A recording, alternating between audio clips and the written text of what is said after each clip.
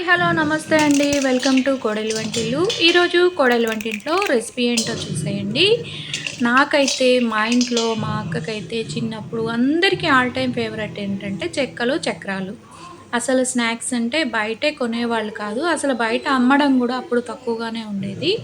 చాలా వరకు కూడా మా అమ్మ పిండి పట్టించి ఇంట్లోనే వండి పెట్టేది. ఇంట్లో చక్కగా వండి క్యాన్ నిండా పోస్తే అవి అయిపోయే వరకు తినేవాళ్ళం. ఏ ఒక్క రూపాయి పెట్టి షాప్‌కెళ్ళి, బేకరీలకెళ్ళి అలాగైతే అస్సలు కొనేవాళ్ళు కాదు. చక్కగా ప్రతీది ఇంట్లోనే చేసి పెట్టేది మా అమ్మ. సరేనని చెప్పేసి ఈరోజు నేను చక్రాలైతే ప్రిపేర్ చేస్తున్నానండి. ఫస్ట్ శనగపిండి ఒక కప్పు తీసుకొని నీట్‌గా జల్లించుకున్నాను. మనకి ఇలా నీట్‌గా శనగపిండి జల్లించుకున్న తర్వాత పొడి బియ్యం పిండి. మనం ఇంట్లో పొడి బియ్యం పిండి పట్టించుకుంటాం కదండీ! అది ఒక ముప్పావు కప్పు తీసుకున్నాననమాట. ఇక్కడ నేను ఒక కప్పు శనగపిండికి ముప్పావు కప్పు బియ్యం పిండి తీసుకొని చక్కగా జల్లించుకుంటున్నాను.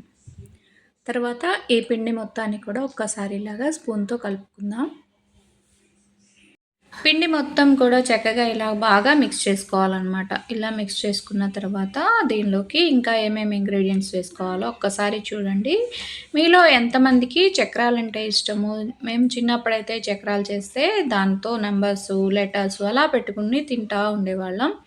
తర్వాత ఒక స్పూన్ వాము వేసుకోవాలి. వాము వేసుకొని చక్కగా ఇలాగ నేను చేతులతోనే నలిపేస్తున్నాను. మీ చక్రాల గిద్దలు కొంచెం మీరు సన్న చక్రాలు వేసుకోవాలనుకుంటే మాత్రం కొంచెం పిండి, వాము, ఉప్పు వేసి మిక్సీ పట్టి వేసుకోండి. లేదా కొంచెం నార్మల్ మీడియం సైజ్ చక్రాలైతే మాత్రం ఇలా నలిపి వేస్తే సరిపోతుంది. తర్వాత రుచికి సరిపడిన ఉప్పునైతే యాడ్ చేసుకోవాలి.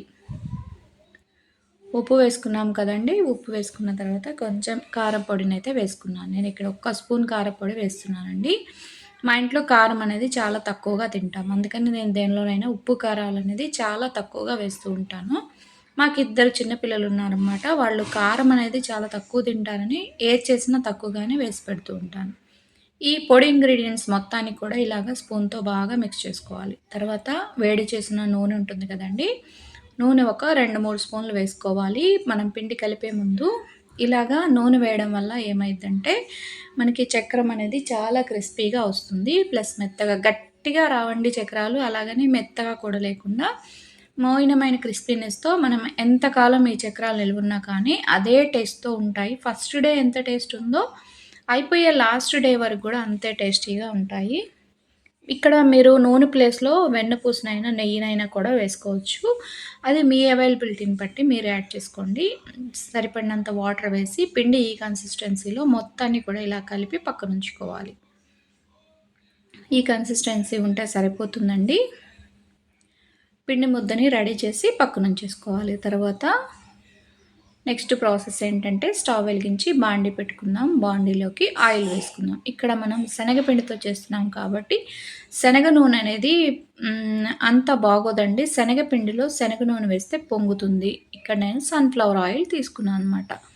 1 కేజీ పిండి, 1 కేజీ ఆయిల్ వేసి స్టవ్ అనేది మీడియం ఫ్లేమ్‌లో పెట్టుకున్నాను. తర్వాత చక్రాలు వేయడం కోసం చక్రాల మౌల్డ్‌నైతే ఇలా ప్రిపేర్ చేసుకుంటున్నాను. చక్కగా ఆయిల్‌తో గ్రీస్ చేసుకోవాలి. నేను ఈ చక్రాల ప్లేట్ వేసుకొని చక్కగా ఆయిల్‌తో గ్రీస్ చేసుకుంటున్నాను. ఆయిల్ వేసుకొని చుట్టూతో అప్లై చేసుకోవాలి.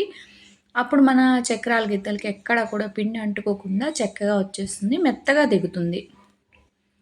ఇలాగ ఆయిల్ వేసి మొత్తం స్ప్రెడ్ చేసుకున్న తర్వాత చక్రాల పిండిని ఈ చక్రాల గొట్టంలోకి పెట్టేసుకోవాలి. నీట్‌గా పెట్టేసుకున్న తర్వాత దాని క్యాప్ ఉంటుంది కదండీ! ఆ క్యాప్‌ని దీనికి పెట్టేసుకోవాలనమాట. ఇది ఇక్కడ నేను యూజ్ చేసే చక్రాల గిద్దలైతే గన్ టైప్ అండి. పెద్ద కష్టము, శ్రమ అయితే ఏముండదు. చాలా ఈజీగా ప్రిపేర్ చేసుకోవచ్చు.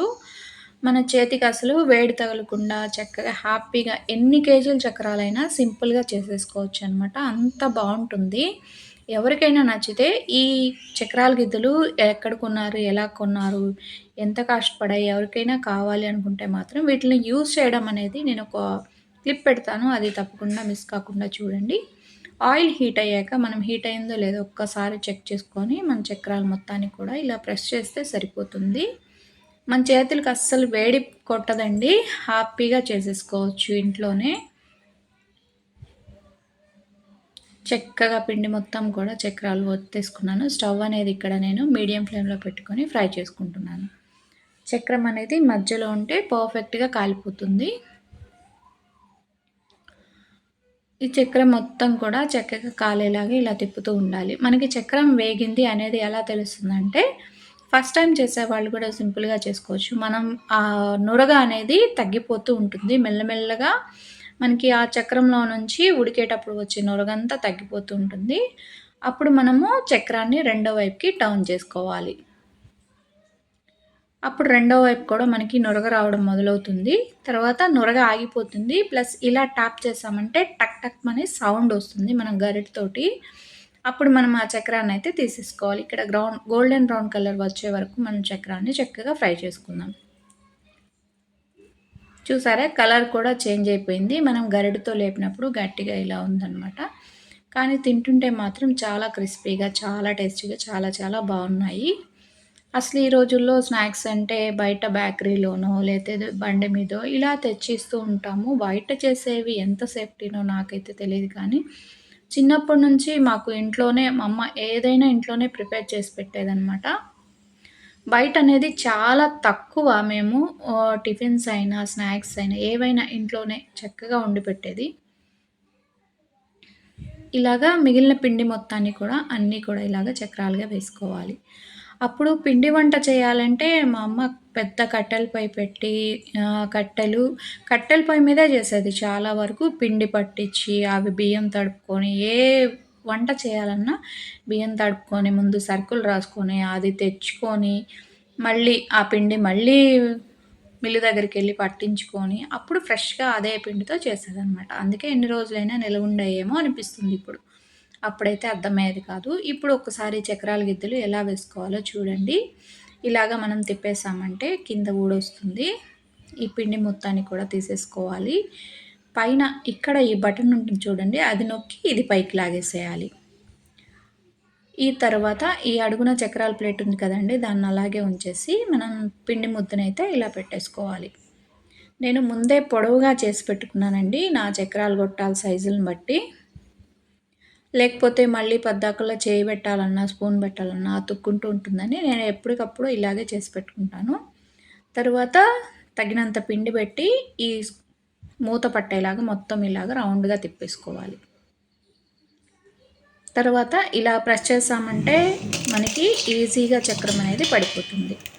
చూసారా ఎన్ని కేజీల పిండైనా హ్యాపీగా చేసుకోవచ్చు. ఎంతో టేస్టీగా, క్రిస్పీగా ఉన్న చక్రాలు అయితే రెడీ అయిపోయాయి. మీలో ఎంతమందికి చక్రాలు, చెక్కలు ఇష్టము?